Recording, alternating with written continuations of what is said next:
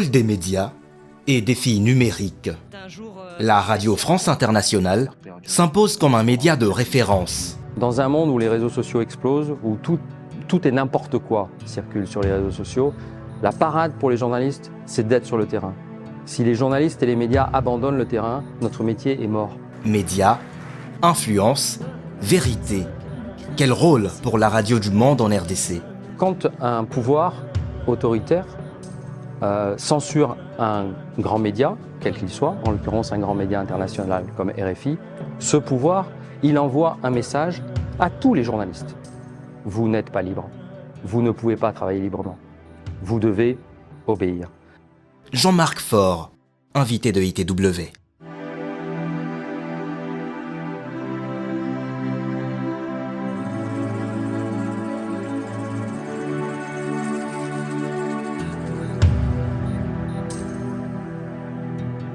On diffuse dans 17 langues dans le monde, dans plus d'une centaine de pays, avec plus de 2000 radios partenaires dans le monde. Donc on s'efforce d'être la radio du monde, oui. C'est un monde qui évolue très vite, où les évolutions géostratégiques sont permanentes, où on voit bien aujourd'hui émerger la Chine, où on a des États-Unis qui ne sont plus très lisibles, où on a plein de pays du Sud qui veulent acquérir de l'autonomie, et c'est une très bonne chose. Donc c'est d'abord un monde très en mouvement, donc difficile à appréhender dans toutes ces facettes, mais c'est justement ça aussi qui est intéressant pour le journaliste. La deuxième chose, c'est que c'est un monde qui est, je dirais, rongé, j'ai pas envie de dire dévoré encore, mais rongé en tout cas par les fausses informations, par la désinformation dont les alliés sont les réseaux sociaux, le plus souvent, qui privilégient l'émotion, le spectaculaire sur la rigueur, avec en plus une cerise sur le gâteau, une couche supplémentaire qui est l'apport de l'intelligence artificielle. L'apport, d'ailleurs le mot est-il le bon? En tout cas, le fait que l'intelligence artificielle facilite la désinformation. Donc ça complique encore le travail du journaliste, de s'efforcer de travailler avec indépendance, avec rigueur, en allant vérifier ces informations avant de publier quoi que ce soit. Donc la grande difficulté qu'ont aujourd'hui tous les journalistes, mais encore plus un média qui essaie de travailler au niveau mondial, c'est ce double défi. Le défi de l'évolution permanente de la géopolitique, vraiment qui bouge tout le temps, et le défi de l'essor massif de la désinformation. C'est ça les grands écueils auxquels nous sommes confrontés aujourd'hui. Mais nous et vous. L'audience en Afrique représente un peu moins de la moitié du total global de Radio France Internationale d'audience. Il faut penser que par exemple l'audience est très forte en Amérique latine, mais évidemment là c'est en espagnol. En Afrique, on travaille dans plusieurs langues en réalité. On travaille en français, c'est exact, mais on travaille aussi, et c'est le cas par exemple dans l'est de la RDC aujourd'hui, en swahili. On travaille en mandingue, en bambara, en fulfulde, la langue des Peuls dans le Sahel, en haoussa, et aussi en portugais dans les pays lusophones d'Afrique ou en anglais. Donc quand je parle de l'audience globale en Afrique, c'est cet ensemble de langues auquel je songe. Ensuite, si on étudie l'audience en Afrique francophone, effectivement, le premier pays d'audience, c'est la République démocratique du Congo. Mais j'ai envie de dire, assez logiquement, vous êtes le plus grand pays francophone au monde. Kinshasa, aujourd'hui, avec ses peu ou prou 20 millions d'habitants, est la plus grande ville francophone au monde. Donc, naturellement, pour nous, c'est un enjeu absolument majeur. Alors, comment on y travaille? On y travaille d'abord avec de la rigueur et du terrain. On y travaille d'abord en ayant des équipes ici, sur le sol de la RDC, qui sont dans leur immense majorité des Congolais. Les gens qui fournissent l'information, les journalistes qui fournissent de l'information sur l'antenne de RFI, sur la RDC, sont des Congolais, d'abord et avant tout. Ici à Kinshasa, mais aussi à Lubumbashi, à Bukavu, à Goma, dans l'Est, dans les zones les plus difficiles d'accès aujourd'hui. Ce sont des Congolais, en majorité. Pas uniquement, mais en majorité. Donc notre travail, c'est d'abord un travail de terrain. C'est d'essayer d'aller vérifier les choses sur le terrain. Pourquoi? Parce que, en fait, et ça rejoint ma remarque précédente, dans un monde où les réseaux sociaux explosent, où tout et n'importe quoi circule sur les réseaux sociaux, la parade pour les journalistes, c'est d'être sur le terrain. Si les journalistes et les médias abandonnent le terrain, notre métier est mort. Il est mort. Je le dis avec beaucoup de de gravité et de solennité, parce qu'en fait, c'est un enjeu absolument déterminant. Donc, la parade pour maintenir la confiance avec les auditeurs et les auditrices, c'est d'abord d'être sur le terrain, de raconter ce que l'on voit, et ensuite de le faire avec rigueur, de le faire avec indépendance dans le travail, on en subit des pressions, mais sans baisser pavillon devant les pressions. C'est ça le travail aujourd'hui des journalistes, a fortiori dans les zones difficiles. Donc évidemment pour nous, la couverture de la RDC est très importante, mais pas uniquement la couverture au sens politique du terme, la couverture au sens aussi de l'économie bien sûr, au sens du sport. Est-il besoin d'en parler à ce moment important d'accès potentiel de la RDC à la Coupe du Monde, de la musique, et on sait à quel point elle est importante ici. Donc c'est pas uniquement bien sûr c'est la couverture des événements politiques, mais pas uniquement. Tout journaliste subit des pressions. Si un journaliste vous dit je n'ai pas subi de pression, il faut pas le croire. En fait, il y a toujours des pressions. Je dirais c'est coexistentiel à la fonction même de journaliste. Un journaliste, il essaie de recouper ses informations, d'essayer de retranscrire le réel, et les personnes auxquelles il parle ont chacune, et c'est légitime, leur propre perception du réel. Et quand on a des désaccords sur un sujet, évidemment, chacun de chaque côté va essayer de pousser pour sa perception du réel. Le journaliste, il se retrouve au milieu. Donc sa fonction est toujours très difficile. J'ai envie de dire que c'est normal quelque part de subir des pressions. Le tout, c'est de savoir y résister. Voilà, c'est de savoir expliquer posément pourquoi nous, on donne les faits, on vérifie les faits et on résiste quand il y a des pressions. Mais elles peuvent venir de tous bords. J'ai envie de dire que c'est la vie en fait. C'est notre vie. Il y a quelque chose de. Il faut pas en faire toute une histoire. Ça fait partie du travail de journaliste de savoir résister à ça. Bonjour Kalilou. Bonjour Anne, bonjour à tous les auditeurs. Et merci de nous appeler de Cotonou. Nous vous écoutons. Les autorités maliennes ont suspendu la diffusion de RFI et France 24 en raison d'une enquête menée par RFI. C'est intéressant d'examiner là où RFI est censuré ou coupé. Où est-ce que RFI est censuré ou coupé aujourd'hui? En tout cas, sur la bande FM. Dans les 3 pays de l'AES, dans la bande du Sahel, le Burkina Faso, le Mali, le Niger. Pourquoi sommes-nous censurés dans ces 3 pays? À mon avis. Pourquoi? Pour 2 raisons principales. La première, c'est que quand un pouvoir autoritaire censure un grand média, quel qu'il soit, en l'occurrence un grand média international comme RFI, ce pouvoir, il envoie un message à tous les journalistes. Pas uniquement aux journalistes de RFI. Il envoie un message à tous les journalistes. Il envoie un message à tous les médias et d'abord aux médias qui travaillent sur son sol. Vous n'êtes pas libre. Vous ne pouvez pas travailler librement. Vous devez obéir. Donc, à travers nous, on envoie un message à toute la presse. On envoie un message général sur la liberté d'informer. Nous sommes une sorte de symbole, si vous voulez. La deuxième explication, et on le sait, c'est que dans RFI, il y a F. Il y a France. Donc, quand un pouvoir politique est en conflit, en désaccord, en opposition avec le pouvoir politique français, eh bien, une chaîne comme RFI devient un bouc émissaire. Nous portons les valeurs de la France. C'est d'ailleurs inscrit noir sur blanc sur ce que l'on appelle notre cahier des charges, qui fait référence pour notre travail. Mais qu'est-ce qui a marqué dans ce cahier des charges? Il y a marqué qu'effectivement, oui, on promeut les valeurs de la France. Oui, le droit, le pluralisme, l'accès à l'éducation, l'accès à la santé, les problématiques d'environnement, l'égalité homme-femme. Oui, ça, on assume parfaitement de le promouvoir. Mais il est marqué aussi dans ce même cahier des charges que nous travaillons de façon indépendante vis-à-vis des pouvoirs politiques. Donc, quand je dis que nous sommes un bouc émissaire, ça veut dire que nous sommes une sorte de balle de ping-pong, si vous voulez. Voilà. C'est-à-dire que quand il y a un conflit entre 2 pouvoirs, nous, on est pris comme on est un instrument au milieu, effectivement, où on est victime de la situation. Et c'est ça ce qui explique que nous soyons censurés dans certains endroits. D'ailleurs, il est important de noter un phénomène qui est très intéressant, c'est que dans ces pays dont je parlais à l'instant, les 3 pays de l'AES, Burkina Faso, Niger, Mali, que se passe-t-il en fait? Oui, nous sommes coupés sur la bande FM, mais les auditeurs, les auditrices, ils viennent nous écouter ailleurs par d'autres moyens.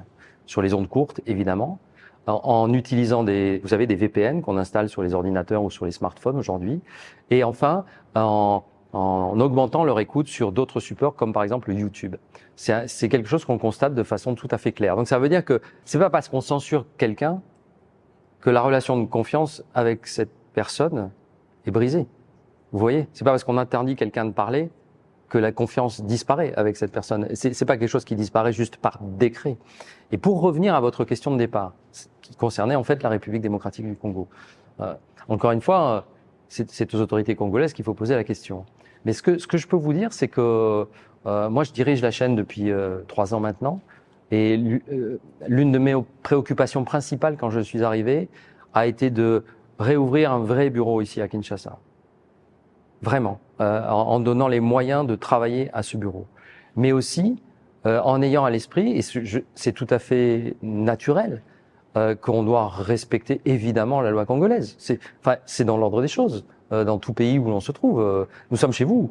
Donc c'est logique de respecter la loi congolaise. Donc qu'est-ce que ça veut dire concrètement? Ça veut dire que, par exemple, pour traiter d'un sujet aussi délicat que ce qui se passe dans l'est du pays, que l'on cherche à documenter, parce que le journaliste doit aller sur le terrain, je le répète, pour documenter ce qui se passe. Quand on travaille sur l'est du Congo, on est toujours en contact avec les autorités congolaises pour pouvoir leur donner la parole, voir ce qu'elles pensent de la façon dont on travaille. Enfin, on est en interaction permanente, en fait. Mais c'est normal. Je trouve ça absolument normal. Donc, moyennant quoi, effectivement, à ce jour, on a la sensation de travailler de façon indépendante, avec rigueur, sur le sol congolais. Vous savez, le journaliste, il y a plusieurs cas de figure. Il y a toujours une évaluation il n'y a pas seulement les informations que l'on possède, il y a l'instant où on décide de les publier. Ça, c'est un fait majeur. C'est-à-dire que souvent, et c'est normal, ça fait partie de notre travail, on peut en savoir plus qu'on en dit. Mais c'est le cas de tout journaliste digne de ce nom, c'est normal. Simplement, il faut toujours évaluer le moment où l'on publie une information. Donc, quand nous, on publie une information, c'est qu'on estime qu'il est nécessaire de la publier. Il est temps de la publier. Et parfois, oui, ça peut mettre certains dans l'inconfort. Ça peut mettre parfois aussi les autorités françaises dans l'inconfort. Je peux vous le certifier. J'ai quelques exemples en tête. Je ne vais pas forcément vous les raconter, mais c'est la vérité. Parce que, voilà, nous, on estime que c'est dans le domaine public. On a suffisamment de sources qui nous confirment une information. On choisit de la publier. Il y en a il y en a 3 même, en réalité. Le premier, c'est évidemment la diffusion sur la bande FM classique, j'ai envie de dire. On est présent dans les 9 principales villes du pays, en fait, pas seulement Kinshasa, Lubumbashi, Kisangani, enfin à l'est, Bukavu, Goma, etc. Tadi, toutes les grandes villes du pays, en fait, les 9 principales villes du pays, on est en relais FM. Et on est parmi les 2 premières radios ici en audience à Kinshasa, on est la première radio à Lubumbashi. Donc on sait qu'on a une audience fidèle et que par le canal FM, de l'ordre d'un bon tiers de la population congolaise nous écoute chaque semaine. Donc ça, c'est le premier canal. Le deuxième canal, qui est très important pour nous ici en RDC, ce sont les accords avec les radios partenaires. Nous avons 200 radios avec lesquelles nous avons des partenariats sur le sol congolais. En quoi ça consiste? En fait, ça consiste à ce que ces radios font le choix de diffuser tout ou partie de nos programmes ou de nos bulletins d'information. Donc on leur fournit souvent l'information, et elles diffusent en fait les bulletins d'information que nous leur livrons. Il n'y a pas d'échange d'argent dans cette affaire. C'est vraiment du partenariat en réalité. Même souvent, on fournit une aide en formation ou en matériel à certaines de ces radios. 200, c'est considérable quand même. C'est absolument considérable. Pour vous donner un ordre d'idée, à l'échelle mondiale, RFI a 2000 radios partenaires à l'échelle mondiale. Donc ça veut dire que 1 sur 10 est ici en République démocratique du Congo. Et enfin, le troisième canal, j'ai envie de dire, il est classique aujourd'hui pour n'importe quel média digne de ce nom, c'est évidemment le canal numérique. Ce sont évidemment les sites internet, les réseaux sociaux. Et ce que l'on constate aujourd'hui, c'est une hausse assez significative de cette écoute numérique pour RFI ici en République démocratique du Congo. Les derniers chiffres de l'année dernière sont assez nets là-dessus, notamment à Kinshasa d'ailleurs. Le Congo est immense. C'est d'ailleurs ce qui est fascinant. C'est presque un pays continent, j'ai envie de dire. Donc, c'est un défi. C'est un défi, mais alors il y a des ondes courtes qui permettent d'atteindre certaines populations, et il y a aussi, je le redis, la logique des partenariats. On a soit directement, d'ailleurs, soit indirectement, parce que on travaille avec tous les clubs RFI qui sont des initiatives de la société civile. C'est pas nous qui les créons, ce sont les Congolais eux-mêmes qui les créent, les clubs RFI. On a des partenariats avec des petites radios de proximité rurale, avec les programmes dit Planète Radio, avec le programme Pamoja. Donc ce sont souvent de toutes petites radios. Parfois ça peut être, alors à l'est, ça peut être aussi dans des camps de réfugiés. Mais on a aussi dans des toutes petites radios rurales qui sont effectivement très enclavées, qui vont récupérer nos programmes, pas forcément les diffuser en direct, mais les diffuser quelques heures plus tard ou un jour plus tard. Voilà. Donc on essaie de faire ce travail au maximum, mais c'est vrai que vous avez raison. C'est un défi absolument colossal à l'échelle de ce pays. Ce qui est extraordinaire avec les clubs RFI, je commençais à le dire à l'instant, c'est que ce n'est pas nous qui les initions. On ne décide pas par calcul de dire tiens, on va créer un club RFI à tel endroit. Ça se passe jamais comme ça. Ce sont des auditeurs, des auditrices qui dans un endroit disent on aimerait créer un club RFI.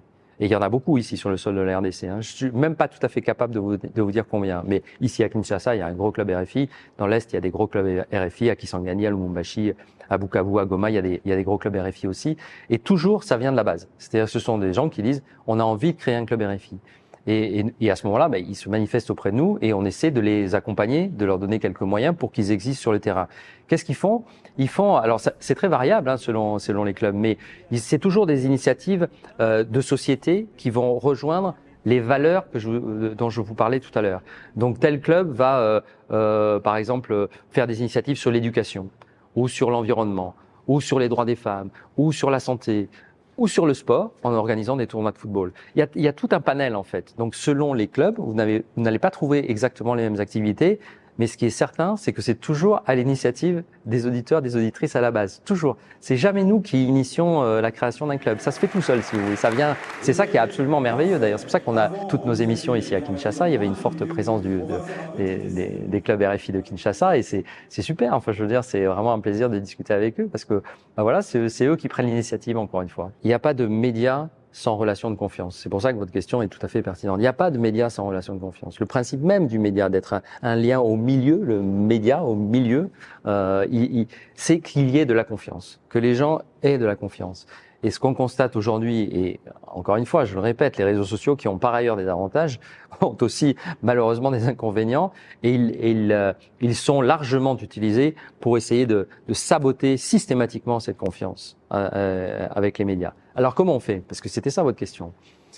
J'ai pas de réponse miracle. Je n'ai pas de baguette magique.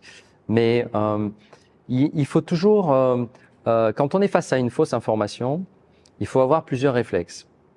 Le premier ne concerne pas le média, il concerne l'auditeur ou l'auditrice. C'est le réflexe, ce que j'appelle moi le réflexe de bon sens. C'est quand vous voyez quelque chose sur un réseau social qui est spectaculaire, très émouvant, on se dit « Ah, c'est incroyable !» On se dit « Ah, c'est incroyable !» Eh ben, justement, si c'est incroyable, c'est peut-être que c'est faux. Et que donc, il ne faut pas le croire. C'est ça que j'appelle le réflexe de bon sens. Il faut toujours, aujourd'hui, dans le monde dans lequel on est, face à quelque chose qu'on voit, qu'on trouve spectaculaire, se dire « C'est bizarre quand même comme histoire. C'est très bizarre. » Ça, c'est pour le public. Mais pour nous, il y a deux attitudes possibles essentiellement quand on est confronté à une fausse information. Fausse information qui souvent usurpe notre identité. C'est-à-dire ce qu'on constate un peu partout dans le monde, mais aussi ici beaucoup en RDC, c'est qu'on voit circuler des vidéos qui sont avec des faux logos RFI, avec des fausses voix de journalistes de RFI, avec parfois de fausses images de journalistes de RFI qui vont annoncer quelque chose de totalement fantaisiste. Totalement fantaisiste. Et donc c'est une usurpation de notre identité. Je me souviens il y a quelques semaines où il y avait eu un faux comme ça qui annonçait que Félix Tshisekedi avait fui à l'étranger sous un bandeau RFI. Totalement faux. Bon. Donc qu'est-ce qu'on fait dans ces cas-là ? Il y a deux attitudes possibles. La première, j'ai envie de dire, c'est le mépris. C'est-à-dire que si vous constatez que l'audience de cette fausse information, que l'on repère, parce qu'on a des mécanismes pour les repérer, si vous constatez que l'audience de cette fausse information est faible, en fait, il vaut mieux ne rien dire. Parce que si vous en parlez vous-même, vous allez lui donner de l'écho. C'est une chambre de démultiplication, une chambre d'écho. Si en revanche, elle a un écho important, qu'on commence à parler de plusieurs centaines de milliers de vues, voire de millions de vues, alors à ce moment-là, on contre-attaque. On n'a pas d'autre choix en fait. On contre-attaque nous-mêmes, à la fois sur les terrains de la radio linéaire classique, mais aussi sur le terrain numérique. Et avec souvent des scores d'ailleurs très importants. Quand on publie nous-mêmes des vidéos sur les supports numériques, sur les réseaux sociaux, qui démontent, qui essaient de décortiquer une fausse information, on a souvent des audiences très fortes. Donc en même temps, c'est rassurant. C'est-à-dire qu'on se dit bon, ok, il y a des gens qui se laissent prendre, mais il y en a aussi beaucoup qui sont attentifs et qui essaient de comprendre quels sont les mécanismes de cette fausse information. Mais franchement, c'est un défi qui est très difficile à relever. Et pas uniquement pour nous, pour tous les médias, c'est un défi aujourd'hui difficile à relever. Un grand média, il se réjouit qu'il y ait d'autres médias. Il faut pas se méprendre là-dessus. Nous, notre objectif, c'est qu'il y ait le plus de liberté d'expression possible, le plus de liberté de la presse possible. Donc, quand on voit que la presse se développe, on est content. En fait, on est content. Voilà, il faut vraiment le voir comme ça. Donc ici, je sens qu'il y a effectivement un dynamisme important ici à Kinshasa, au niveau national, mais qu'il y a aussi un énorme tissu de médias locaux. Et il faut faire très attention à eux parce que leur système économique est par définition fragile. Il tient souvent à de toutes petites sommes, souvent à des bénévolats. Donc c'est pour ça que pour nous, développer ces partenariats avec les radios locales, je redis encore 200 ici en RDC, c'est quelque chose, c'est une poutre, c'est un guide pour nous, pour être évidemment entendu, mais dans l'autre sens, je pense que pour toutes ces radios, si elles choisissent de faire des partenariats, c'est qu'elles y trouvent aussi leur intérêt. C'est aussi un mécanisme de survie, parce que il faut jamais perdre de vue ça. Hein. C'est ce que je disais sur les pays du Sahel tout à l'heure. Ce sont d'abord, quand il y a un régime autoritaire qui se met en place, ce sont d'abord toujours les journalistes locaux, les journalistes nationaux qui sont les premiers touchés, les premiers visés, les premiers censurés. Toujours. La clé pour être en contact avec les réalités quotidiennes, c'est d'être sur le terrain. Si vous renoncez à avoir un maillage fort comme une toile d'araignée, si vous voulez, sur le terrain partout, vous allez perdre le contact avec les réalités quotidiennes. C'est ça la clé, c'est toujours ça la clé. C'est pas d'aller regarder ce qui, encore une fois, je répète, c'est pas d'aller regarder ce qui se raconte sur les réseaux sociaux pour connaître la réalité quotidienne. Pour connaître la réalité quotidienne, pour un journaliste, c'est d'aller sur le terrain, d'aller discuter avec les gens. Alors là, vous avez une chance de appréhender à peu près la réalité quotidienne. Ça ne veut pas dire qu'on y parvient toujours très bien, hein, mais on fait du mieux possible avec en tout cas une grande honnêteté. C'est une population qui est très jeune et qui a la particularité, mais là encore, c'est pas un défi que pour RFI, qui a la particularité de naître à l'information à travers son téléphone. En fait, c'est ça qui se passe. C'est à travers les supports numériques. Donc, pour aller toucher ces populations-là, mais c'est un défi, je le redis, pour tous les médias partout dans le monde en réalité. C'est d'y être nous-mêmes. C'est la seule solution. C'est d'aller sur ce terrain-là pour apporter de l'information en étant nous-mêmes sur les réseaux sociaux, en étant nous-mêmes avec des vidéos d'information pédagogiques, courtes, dynamiques, qui permettent d'aller toucher ces plus jeunes, on va dire, en ayant à l'esprit que peut-être qu'un jour, ils viendront aussi à la radio au sens plus classique du terme. Parce que c'est aussi ça les mécanismes. Là, vous savez, la radio, j'ai l'habitude de dire que c'est une sorte d'ami dans la vie. C'est un compagnon dans la vie. Parce que la radio, c'est un point commun d'ailleurs avec, on le remarquera avec un téléphone ou un smartphone. Hein. C'est-à-dire que, en fait, la radio, vous pouvez l'avoir dans la poche. Enfin, la radio, vous allez l'écouter dans la voiture, vous allez l'écouter dans la salle de bain, vous allez l'écouter dans la cuisine, vous allez l'écouter en vivant. En fait, c'est une sorte de compagnon, c'est un ami. Donc, cette relation qui est très intime en fait, que peut avoir la radio avec ses auditeurs, ça, moi, je pense que ça n'est pas prêt de disparaître. Donc, le travail, pour vous répondre, avec les plus jeunes qui sont tellement nombreux ici en RDC, c'est d'aller d'abord là où ils sont, donc sur les réseaux sociaux, pour ensuite espérer aussi les amener à la radio. On doit être surtout, on a parfois une formule qui est un peu comme ça, qui paraît un peu technique, le mot est un peu, on dit hyper distribution, c'est-à-dire qu'on essaie d'être partout. On veut être à la fois sur les réseaux sociaux et en même temps, on est absolument convaincu que la diffusion classique, au sens de la radio classique, a encore beaucoup d'avenir devant elle. Donc, et d'ailleurs, il y a plein d'endroits dans le monde où ça résiste très bien. J'évoquais tout à l'heure nos audiences en Amérique latine. La radio marche très bien en Amérique latine, par exemple. Donc, le paysage, il est complexe aussi, hein, vous voyez. Mais oui, il faut être, il faut à la fois faire avec le monde tel qu'il est aujourd'hui, et il est fait avec les plateformes numériques. Donc, il faut faire avec le monde, et en même temps, il faut savoir résister aux plateformes numériques. Les deux en même temps.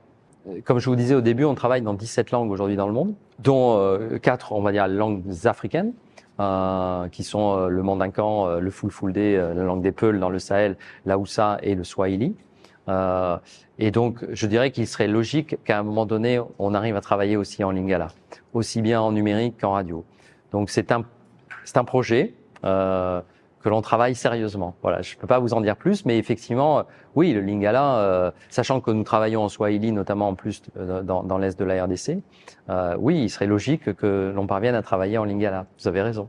Ce fut tendu, ce fut incertain jusqu'au bout, mais ça y est, la République démocratique du Congo tient sa qualification pour la Coupe du Monde de foot. Je pense que cette qualification de la RDC pour la Coupe du Monde, elle est soutenue, elle est appuyée par toute l'Afrique en réalité. Je pense qu'il y a un symbole qui non seulement parce que la RDC c'est la RDC, donc avec ses 100 millions d'habitants, mais aussi parce qu'il y a une symbolique plus globale pour l'Afrique. Donc c'est pas juste le foot pour le foot, c'est le foot en tant que symbolique, c'est le foot en tant que ciment social, c'est le foot en tant que moment qui est partagé par tout le monde dans un même élan de fraternité. Il n'y a pas d'autre mot en fait. C'est ça qui est beau avec le sport. 52 ans après, il faut y retourner.